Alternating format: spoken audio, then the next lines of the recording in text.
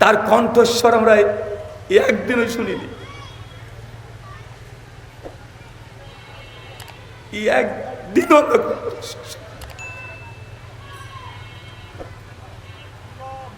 যার বাড়ির থেকে আমাদের বাড়ির থেকে,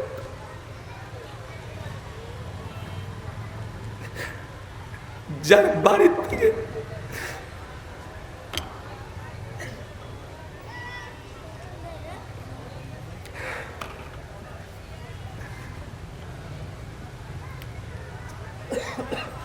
চার হাজার কিলোমিটার,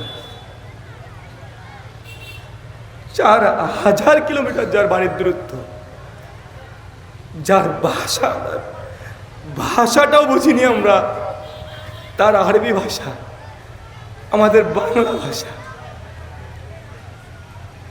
যার ভাষা শেখার জন্য মানুষ 20 বছর ধরে চেষ্টা করছে। আল্লাহ নবী মৃত্যুবরণ করেছে। মক্কা মদিনা চতুর্দিকে খবর পৌঁছে গেছে যে নবী মারা গেছে, নবী চলে গেছে দুনিয়া থেকে। সাহাবীরা মেনে নিতে পারছে না, সবাই ছুটে ছুটে চলে আসছে আমাদের আয়েশার ঘরে, কারণ আল্লাহ নবী ওই ঘরে মৃত্যুবরণ করেছে। চতুর্দিক থেকে সাহাবীরা হাউমাউ করে কাঁদতে শুরু করে দিয়েছে, নবী দুনিয়াতে আর নাই, এটা মেনে নেওয়া সম্ভব নয়। আপনার বাবা যদি মারা যায় সে দিনটা কত কষ্টের আপনি একবার অনুধাবন করেন তো। আপনার নিকটীয় আত্মীয় মারা গিয়েছে, কত কঠিন মেনে নেওয়া, দুঃখ কষ্ট কত হতে পারে আপনি চিন্তা করেন। আর ইনি তো নবী, যাকে বাঁচানোর জন্য সাহাবীরা 39-40 খানা তীর নিজের বুকে ধরে নিয়েছে, এরকম ব্যক্তি মারা গেছে। সাহাবীদের মনটা কি বলছিল সেই দিন? তারা বুঝতে পারছে যে আল্লাহ নবী দুনিয়া থেকে চলে গেছে, ফেরেশতা জিবরিল আর কখনো ওহী নিয়ে আসবে না, নবীর সঙ্গে উঠা বসা করতে পারবো না। কত ভালোবাসা মহব্বত, এই আরো ভূখণ্ড এই মাত্র 23টা বছর কত সুন্দর করে নবীর সঙ্গে কাটছিল, সোনালী ইতিহাস তৈরি করে হয়ে গেছে, কত স্মৃতি নবীর সঙ্গে। সাহাবীরা মনে করছে হাউ মাউ করে কাঁদতে শুরু করে দিয়েছে। আর এই কথা ওমর বিন খাত্তাবের কাছে পৌঁছে গেছে যে নবী মারা গেছে। ওমর বিন খাত্তাব লৌহ মেজাজ নিয়ে ঘরের মধ্যে ঢুকে তার যে যুদ্ধ করা জিহাদ করা অস্ত্র এইভাবে নিয়ে চলে এসেছে হাতে করে। সাহাবীরা দাঁড়িয়ে আছে নবীর ঘরের সামনে, নবী ঘরের মধ্যে বসে শুয়ে আছে, মৃত লাশ শরীর মোড়টা পড়ে আছে আমাদের আয়েশার ঘরে। ওমর বিন খাত্তাব তরবারি নিয়ে এসে সাহাবীদেরকে লক্ষ্য করে বলছে, খবরদার যে বলবে নবী মৃত্যুবরণ করেছে আমি ওমর তার গর্দনটাকে আমি উড়িয়ে দেব। চোখ দিয়ে অনর্গল পানি ঝরছে ওমর বিন খাত্তাবের। আর সাহাবীদেরকে বলছে, খবরদার নবী মারা গেছে, কেউ কথা বলবে না। আল্লাহ নবী মারা যায় নাই, আমার নবী হয়তোবা তার শরীর মোড়ক এখানে পড়ে আছে, তার আত্মা রূহ নিয়ে তিনি আবার আল্লাহ সে মেরাজে গেছেন, অথবা মুসা আলাইহিস সালামের মতো 40 দিনের জন্য আল্লাহর সাথে সাক্ষাৎ করতে চলে গেছেন, আমার নবী আবার আসবে। খবরদার কেউ নবীকে মারা গেছে কথা বলবে না। সাহাবীরা উমরের কথা শুনে ভীত সন্ত্রস্ত, মাথা নিচু করে দিয়েছে, অঝর ঝরে বৃষ্টির মতো কাঁদছে। মেয়েরা নারীরা পুরুষরা দলে দলে আসছে, নবী নাই, যার জন্য 23টা বছর তারা যুদ্ধ বিগ্রহ সমস্ত কিছু করলো, এই নবী আর দুনিয়াতে নেই, মেনে নেওয়া সম্ভব নয়। চিন্তা করতে পারছেন? আমাদের ভালোবাসা আলহামদুলিল্লাহ, তারা তো নবীকে স্বচক্ষে দেখেছে, নিজের চোখে নবীকে দেখেছে, তারা কণ্ঠস্বর শুনেছে নবীর, সরাসরি মুসাফা করেছে। আমরা 1400 বছর পর যাকে একদিন আমরা চোখে দেখিনি, তার কণ্ঠস্বর আমরা একদিনও শুনিনি, একদিনও আমরা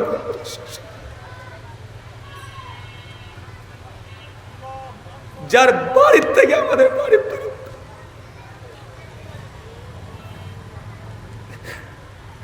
যার বাড়ির থেকে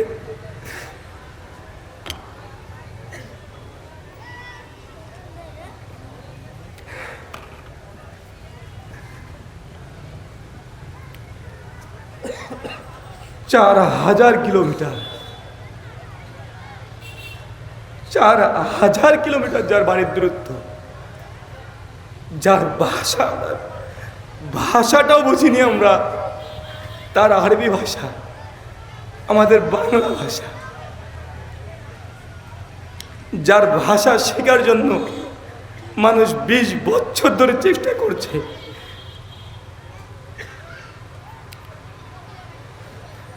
যার থেকে আমাদের বয়সের দ্রুত 1400 বছর আগে দুনিয়া থেকে চলে গেছে। না দেখে ভালোবাসা, তার জন্য গোটা বিশ্বের 180 কোটি মুসলমান এক পায়ে দাঁড়িয়ে যে নবীর বিরুদ্ধে টুক শব্দ আমরা শুনতে পারি না। না দেখে ভালোবাসা, আপনি আপনার স্ত্রীকে ভালোবাসেন, দেখেছেন তার রূপ সৌন্দর্য অথবা গুণ কিছু একটা দেখেছেন, তাকে দেখে আপনি ভালোবেসেছেন। অথচ আল্লাহ সুবহানাহু ওয়া তাআলা আমাদেরকে এমন দৌলত দিয়েছে ইমানের, যে না দেখে যে ভালোবাসা যায়, না দেখে যে তার কষ্টে কষ্ট পাওয়া যায়, তার বিরুদ্ধে টুক একটা শব্দ আমাদের হৃদয় নিতে পারে না, ব্রেন নিতে পারে না, মাথায় উল্টাপাল্টা কাজ করে। আল্লাহ এই ইমান আমাদের মধ্যে আল্লাহ দিয়েছে, আলহামদুলিল্লাহ। আল্লাহ নবী বলেছেন, যারা আমাকে দেখে ইমান এনেছে তারা তো নেকি পাবে, যারা না দেখে ইমান এনেছে আমার প্রতি, পরবর্তী যারা আসবে সাহাবী তোমাদের চাইতে তাদের দ্বিগুণ আল্লাহ সওয়াব দেবেন। আল্লাহ সুবহানাহু ওয়া তাআলা আমাদের কবুল করো। আল্লাহ আমরা যে যা করছি ইসলামের জন্য, আল্লাহ আমাদের হৃদয়, আমাদের মন, আমাদের অন্তর সব তুমি তোমার রাস্তায় কবুল করে নাও, সকলে পড়ি আমিন। সম্মানিত সুধী, আল্লাহ নবী মারা গেছে, এই দিনটা ওমর বিন খাত্তাবের মতো লৌহ পুরুষ মেনে নিতে পারছে না, তরবারি নিয়ে দাঁড়িয়ে আছে, কেউ বলবে না নবী মারা গেছে, মানতেই পারে না নবী মারা যাবে মানে।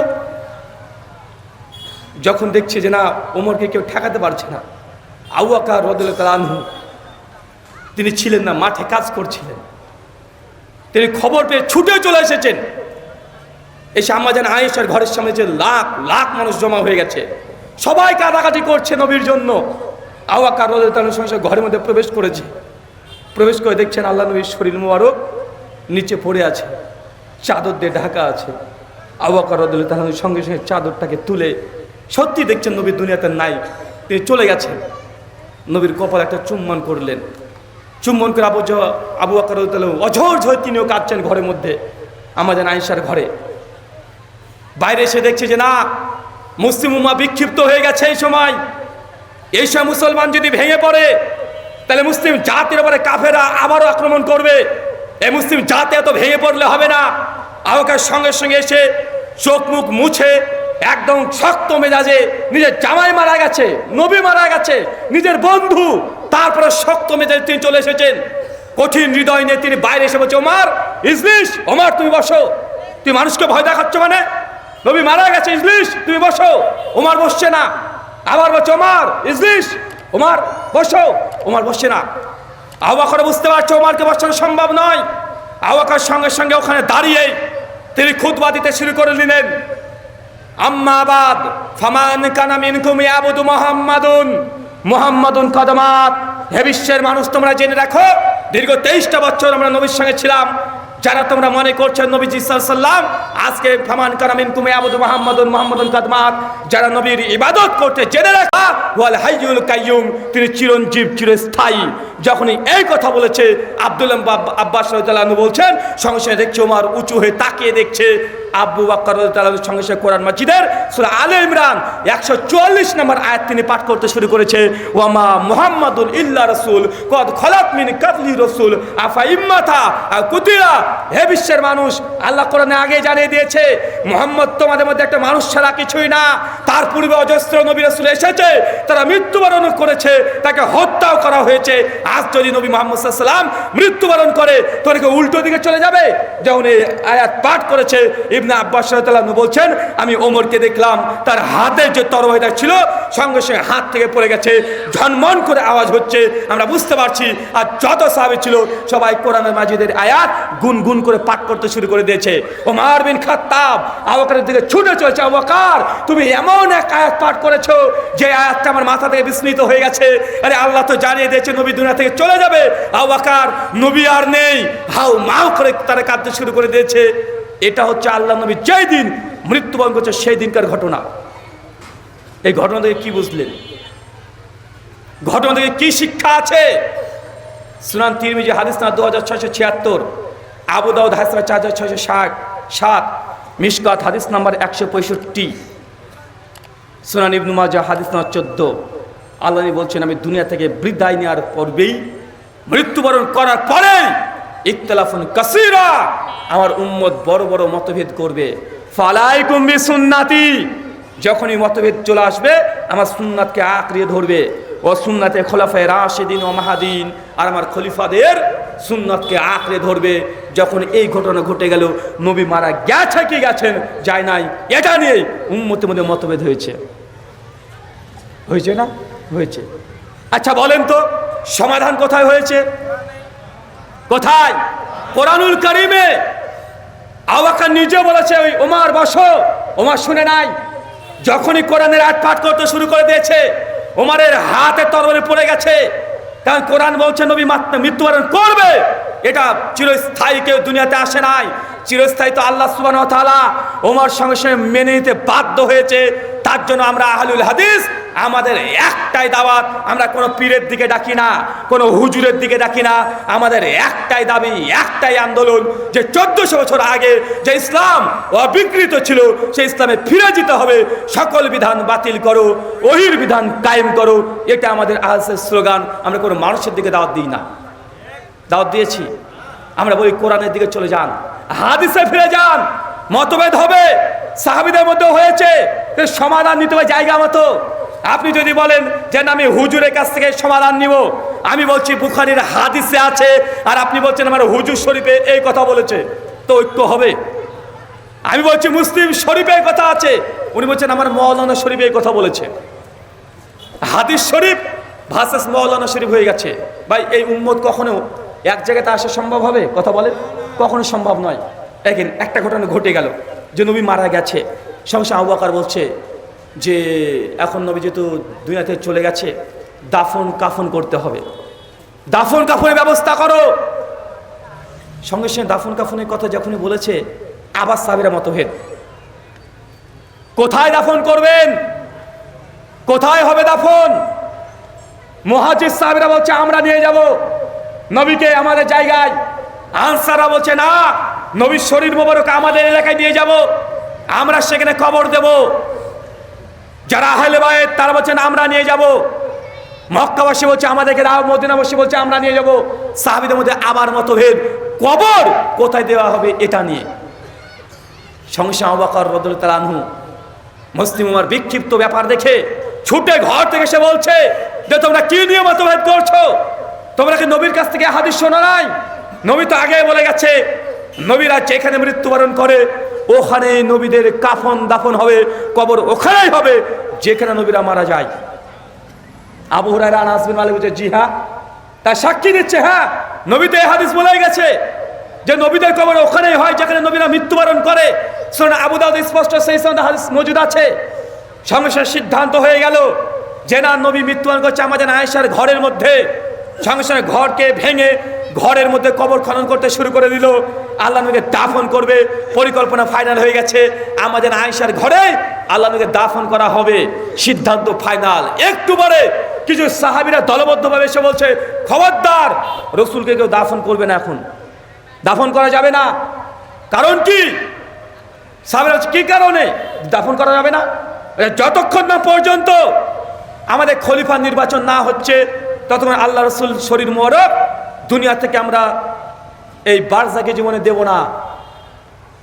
মুসলমান একটা সেকেন্ডের জন্য নেতৃত্বহীন চলতে পারে না। কথা বুঝতে পারলেন না মনে হয়? মুসলমান একটা সেকেন্ডের জন্য নেতৃত্ববিহীন থাকতে পারে না। দীর্ঘ 700 বছর ধরে আমরা নেতৃত্বহীন অবস্থায় চলছি। 700 বছর একটা সেকেন্ড সাহাবীরা সহ্য করে নাই। খলিফা নির্বাচন করতে হবে। কে খলিফা হবে? বলছে প্রস্তাব করো, কাকে খলিফা চাও? মুহাজিরা বলছে অমুক জনকে করো, কে বলছে না যায়েদ বিন সাবিতকে আমাদের খলিফা চাই, কে বলছে না আবু বকরকে করো, কে বলছে ওমর, কে ওসমান, কে আলী। যার যাকে পছন্দ হয় সে নামকরণ করতে লেগেছে যে ওকে খলিফা করো, একে খলিফা করো। সঙ্গে সঙ্গে আবু বকর রাদিয়াল্লাহু আনহু এসে আবারও একটা হাদিস শুনে দিয়ে বলছে যে তোমরা কি জানো না, আল্লাহ নবী বলেছে খলিফা নিযুক্ত হবে কুরাইশ বংশ থেকে, কুরাইশদের মধ্যে থেকে খলিফা নির্বাচন হবে। ওমর বিন খাত্তাব ছুটে এসে আবু বকরের হাতকে তুলে বলছে আমি আবু বকরকে খলিফা মেনে নিলাম, আমি আবু বকরকে খলিফা মেনে নিলাম। সঙ্গে সঙ্গে সবাই আবু বকরকে খলিফা মেনে নিল, ঘোষণা হয়ে গেল। আচ্ছা বলেন তো মতভেদ কতগুলো হয়েছে? আল্লাহ নবী শরীর মোরক দুনিয়াতে আছে, এখনো দুনিয়া থেকে এখনো বিদায় হয় নাই। নবী মারা গেছে কি যায় নাই এটা নিয়ে মতভেদ। নবী সাল্লাল্লাহু আলাইহি ওয়াসাল্লামের কাফন দাফন কোথায় হবে এটা নিয়ে মতভেদ। নবী আলাইহিস সালামের পরে খলিফা নির্বাচন কে হবে এটা নিয়ে মতভেদ। কমপক্ষে ওই দিনে 11 থেকে 12টা সাহাবীদের মধ্যে মতভেদ হয়েছে। আর সমস্ত মতভেদ সমাধান হয়েছে হয় কোরআন অথবা হাদিস দিয়ে। সমাধান হয়ে গেছে, সবাই মানতে বাধ্য হয়েছে। কিন্তু বর্তমান মুসলমানদের অবস্থা দেখেন, মতভেদ করবো আমরা বলছি মতভেদ রহমত স্বরূপ। ভাই বলে না যে ইখতিলাফ রহমত স্বরূপ, আর ইখতিলাফ কখনো রহমত নয়। মতভেদ মুসলিম উম্মাহ ধ্বংসের কারণ। আল্লাহ সুবহানাহু ওয়া তাআলা মুসলিম উম্মাহকে ইখতিলাফ হলেই নবীর কাছ থেকে সমাধান নেওয়ার তৌফিক দান করে, সকলে পড়ি আমিন।